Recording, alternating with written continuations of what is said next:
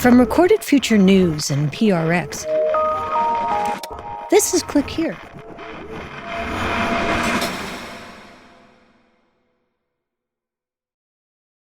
Two years ago, Stan was living the dream in Russia.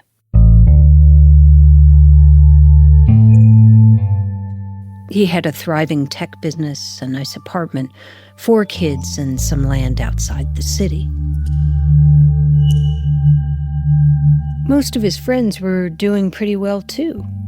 They were all Russian entrepreneurs or tech bros with kids who attended private schools and were used to eating at the finest restaurants. We told you Stan's story a few years ago, shortly after the Russian invasion of Ukraine, which is about the time things started to turn for him. For one, Stan was against the war, but he was surrounded by people who were very much in favor of it. When you speak with the ordinary people who is working in the shop, maybe most of them are really supporting it, the war. So, it can be the problem when I... And the problem was when the sanctions hit, when the war started dominating every conversation, Stan couldn't help but feel the slow, creeping panic. He worried about getting swept up in one of the Kremlin's military mobilization programs. His Western clients started canceling jobs, and his projects dried up. And every day it felt like the walls were closing in.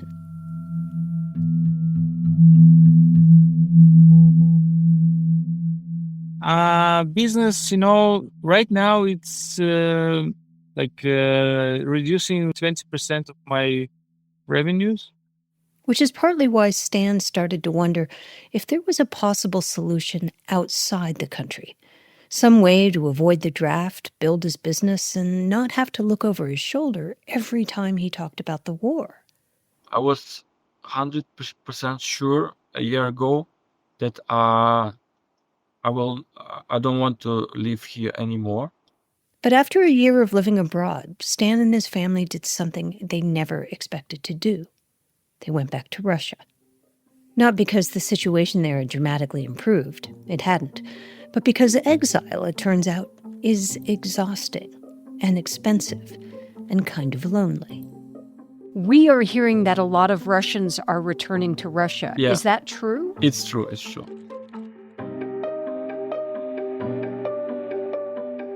I'm Dina Temple-Raston, and this is Click Here, a podcast about all things cyber and intelligence. Every week, we bring you true stories about the people making and breaking our digital world. And today, the strange, complicated journeys of Russian tech workers, people who thought they were leaving their homeland behind forever, only to find themselves drawn back by choice, by necessity, or maybe by something even harder to define. Of the estimated 100,000 tech workers who fled Russia in 2022, relocation firms in Moscow say some 40 to 45% of them have now returned. So today, we're digging into why, what it tells us about the unintended consequences of sanctions, the tug of familiarity, and the future of Russia's economy. Stay with us.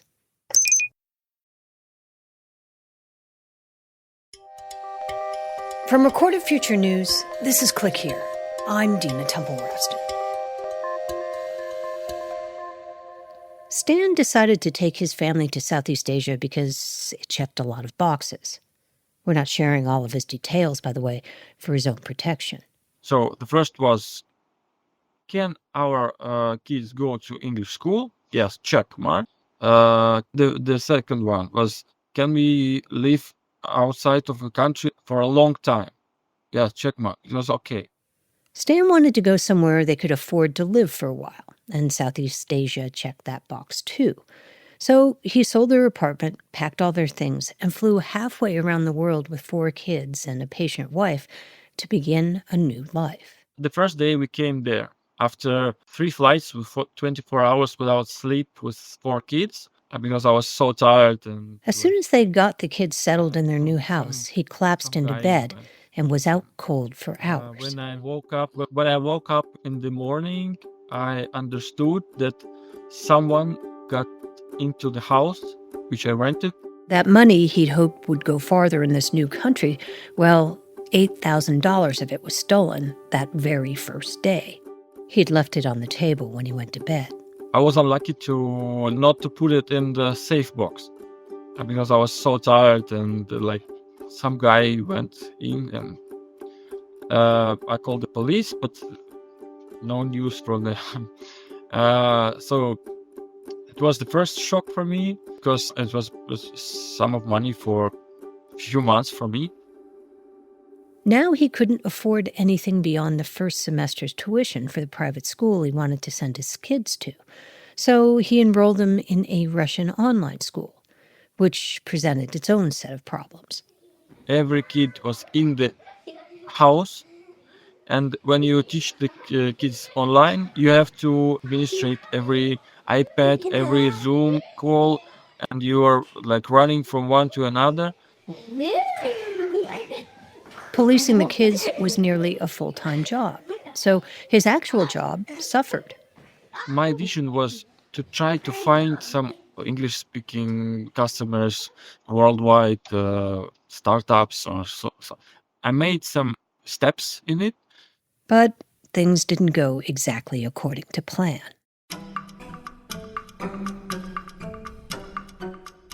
Now, Stan had made certain assumptions about leaving Russia. He thought that once he set up outside the country, he'd be able to reach international customers and convince them to work with him.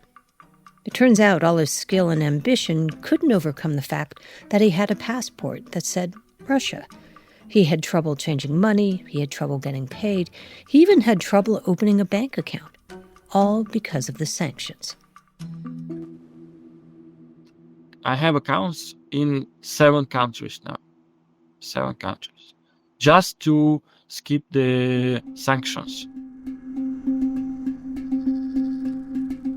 The problem is, it doesn't stop there. Let's say you need to hire legal help or find an investor. Those people might be wary, thinking, is this guy clean or is he connected to the Kremlin somehow? Even if you're just a regular guy with no political ties at all, the suspicion alone might be enough to scare people off. It was a reminder that even thousands of miles away, Russia was still there, casting a shadow. So Stan tried to focus on clients in Southeast Asia, closer to where he was living, but who worked internationally. So I found some clients who worked with worldwide or English-speaking customers, with Russian CEOs and so on. But I thought I would find more. I would find more. That was my maybe mistake. So he figured he'd just rely on business from his Russian clients, assuming that the sanctions couldn't take down that corner of his operation. But that had its downside too. Currency exchange rates took a bite out of whatever he made. And it got to the point where everything seemed hard. The culture felt foreign in a way he hadn't prepared for, and even the beachy weather started to kind of weigh on it. It was so hot, and the climate there was so uncomfortable for us. When you was 4 kids, every 20 minutes you are moving, you're doing something, you're already sweating, wet, so tired. 40 degrees. That's 104 degrees Fahrenheit, so not exactly a natural habitat for a big Russian guy like Stan. And this is the thing about moving to a country that's very different than yours. You might go there, like Stan, with the idea that things will be better, and if there's a good internet connection, we'll just make it work. And sometimes that's true. But also, even in the best-case scenario, there are always a million little things that require a constant adjustment when you're an expat.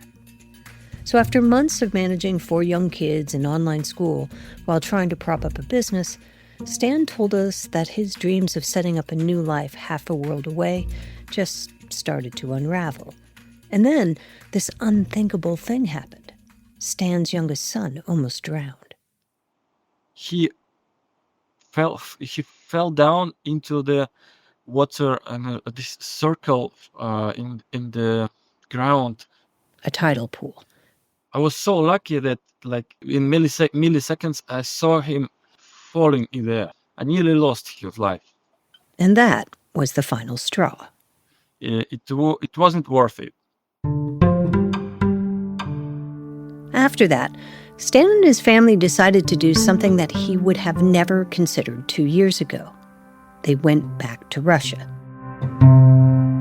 Coming back, it was like fresh air, because we were so tired of everyday routine with 4 kids.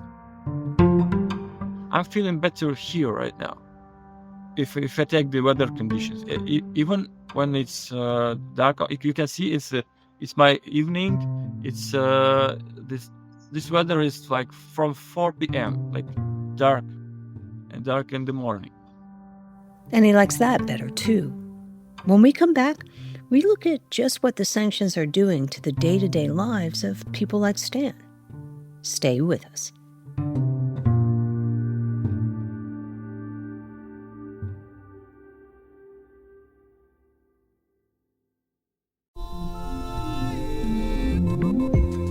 You come to the New Yorker Radio Hour for conversations that go deeper with people you really want to hear from, whether it's Bruce Springsteen or Questlove or Olivia Rodrigo, Liz Cheney, or the godfather of artificial intelligence, Jeffrey Hinton, or some of my extraordinarily well-informed colleagues at The New Yorker.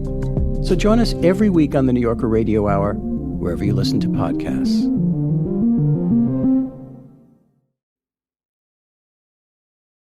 It is called Internet.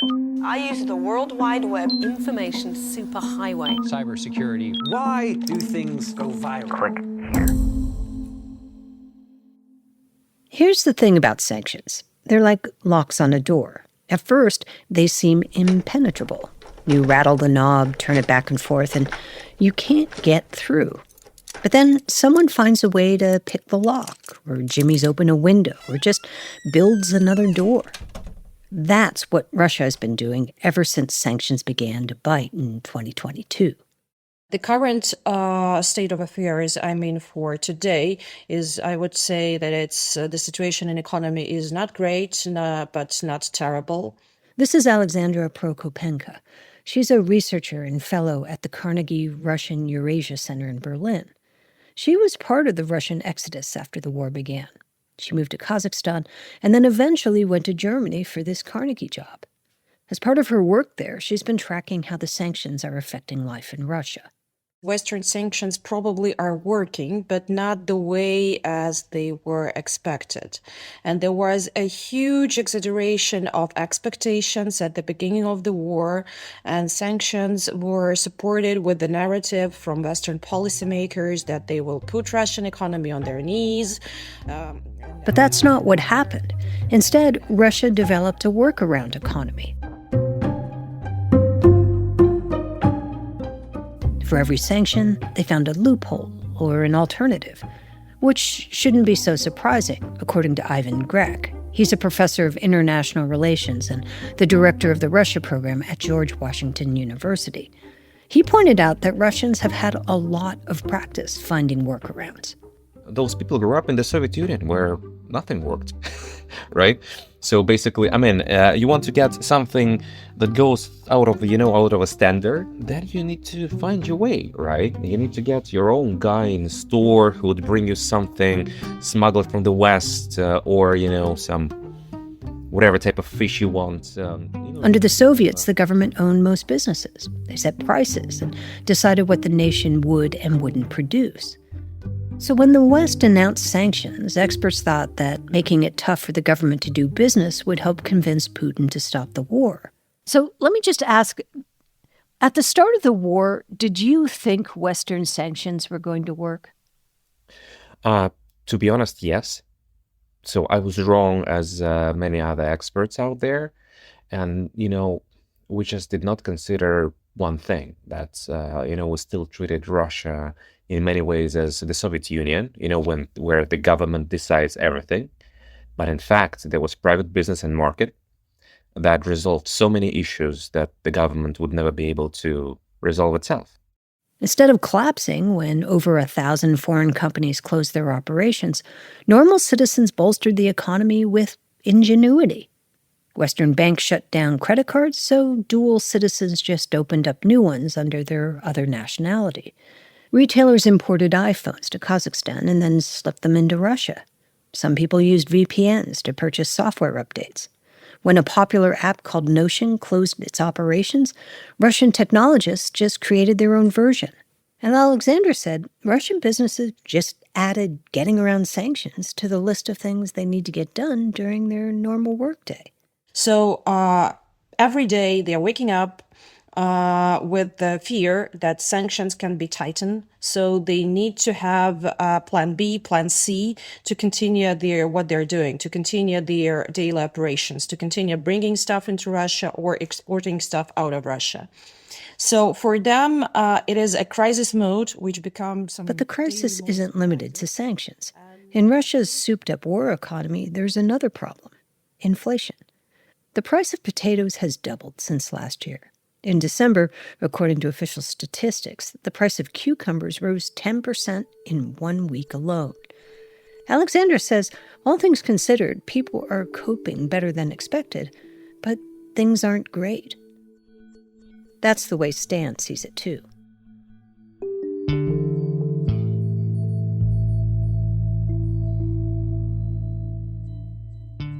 It looks the same, only they have problems with prices. Taxi now is like 3 or 4x. Before, I could afford the great restaurant for my kids. Now the same food is in local McDonald's, same prices. Stan was calling us from his car. It was dark outside, and you could see lights in the windows of nearby apartment buildings and colorful Christmas lights in the distance. He told us lots of people had had a hard time making a life outside of Russia. He said just about everyone he talked to said that these tech jobs weren't quite as portable as they thought. But it's not just that. A lot of Russian IT companies are now demanding that workers have to come home. If you are not returning back, you are fired. So the only option is to come back. So when we talked first, there was, 2 years ago, we talked about the IT brain drain, right? Everybody leaving. So now, is it an IT brain gain? Everybody coming back? Yeah, and also the salaries are going up for this kind of stuff. Maybe doubling the salaries. Wow. For them, there's a great option. But there's a catch. In order to come back safely, you had to have been very careful on social media while you were gone. Some of my friends, they made some posts in Instagram and Facebook about I hate this war and so on. So I think some of them are scared. If they come back, they have some problems with police and so on. Did you stay off social media so you could come back? I think I'm safe, but maybe in the beginning of this war, I made some posts. But some guys told me, please do not publish this post because you will have some problems in future. Please delete it. It was good advice. Stan says for the people who kept off social media, the return means getting other perks too. Like for IT workers who come back, companies are actually offering military deferments. They can make safe documents to keep this IT specialist inside the country, not to give them to the army. So Moscow is bending over backwards to bring IT workers back. Though it's not just to boost the economy. Tech has a kind of mythic quality for people in Russia. It's one of the few sectors where people thought they could succeed just on merit, not connections. The IT industry was pretty open, and Russian entrepreneurs could lure a lot of foreign capital. Military spending has picked up the slack in the economy where tech workers left off, but military spending is temporary, and the Russian people know it. The Kremlin tells them the economy is just fine, thank you very much. But ordinary Russians can tell it isn't. there is it's a common phrase here. Expression. Yeah, expression. There is like fridge wins over TV. So if you have nothing in the fridge, so Despite all of the things Stan appreciates about being back, he says he can't get away from one thing. Russia is still Russia. It's still a place where speaking freely, saying what you think, can land you in jail. There's a reason Stan called us from his car. I'm sitting right now in the car, but if my windows were open, I think there could be some insanes that could say that I'm like an agent, like from US or something, because there are a lot of crazy people. So better not to say anything like dangerous. Despite President-elect Trump's vow to end the war in Ukraine in 24 hours, Stan doesn't believe an end to the war is anywhere in sight. My oldest one is 11. So like if the war is like will continue for 8 years, so I don't want them to die in war. So maybe I should make a relocation now or in 1 year, 2 years, not waiting for this moment to come, because I don't know. I'm not expecting any happy ending here. So maybe I will just grab my kids like in 5 years. And I don't care which country we will live, but not here.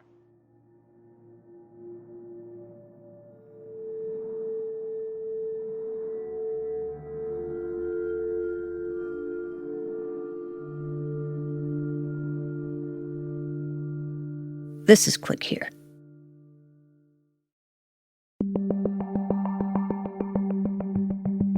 Here are some of the top cyber and intelligence stories of the past week. Today is Tuesday, January 6th, and this is what we've been watching. The Treasury Department is calling this a major breach of its systems by China state-sponsored hackers. In a new letter to Congress, the department says hackers were able to infiltrate a third-party software provider. According to the Treasury Department letter, hackers infiltrated Beyond Trust, a third-party software service provider, and used the keys they stole to access workstations at the Treasury. The hackers seemed particularly interested in unclassified information from the Office of Foreign Assets Control, or OFAC, which administers and enforces economic and trade sanctions. Chinese-backed hackers have been on a bit of a spree recently.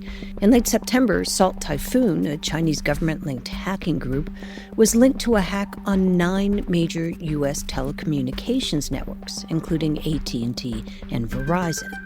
The incident served as a major wake-up call, with the U.S. government now encouraging victims there, and really all Americans, use encrypted messaging platforms. Officials believe one of the reasons Beijing accessed the data is not so much to listen to ordinary Americans, but instead to gain insight into spies the United States might be pursuing. A spokesperson for China's foreign ministry told Bloomberg that the U.S. needs to stop using cybersecurity to smear and slander China. The FCC is preparing to vote this month on a rule that would require telecom providers to set and submit their cybersecurity practices every year or face fines. White House cyber czar Ann Neuberger said she hopes that the FCC includes a requirement that firms segment their networks. So, quote, even if an attacker like the Chinese government gets access to a network, they're controlled and they're contained, unquote.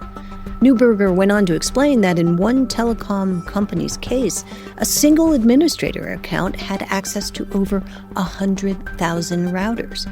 So when the Chinese compromised their account, they gained broad access across the entire network. There are still parts of the hack that they're trying to uncover, trying to figure out where the hackers are and to try to kick them out.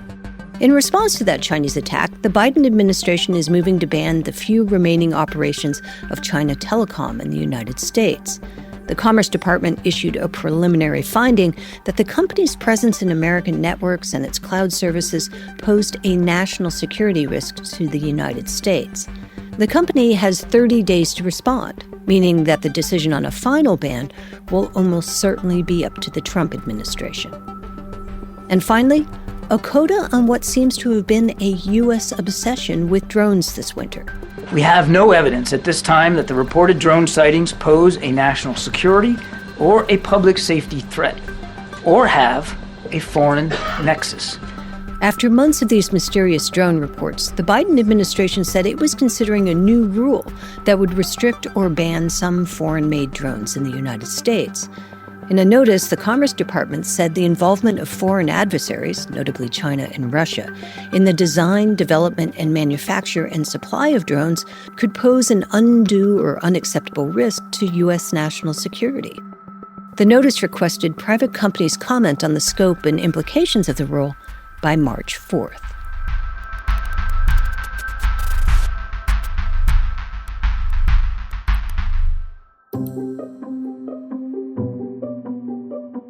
Today's episode was produced by Megan Dietrich, Sean Powers, Erica Gaida, and me, Dina Temple-Raston. It was edited by Karen Duffin, fact-checked by Darren Ankrum, and contains original music by Ben Levingston, with some other music by Blue Dot Sessions. Our staff writer is Lucas Riley, and our illustrator is Megan Goff. Martin Peralta is our sound designer and engineer. Click Here is a production of Recorded Future News. We'll be back on Friday with a new episode of Mic Drop.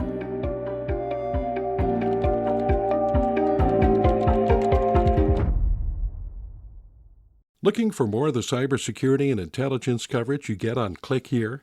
Then check out our sister publication, The Record, from Recorded Future News. You'll get breaking cyber news from reporters in New York, Washington, London, and Kyiv, among others. And you'll see for yourself why it attracts hundreds of thousands of page views every month. Just go to therecord.media.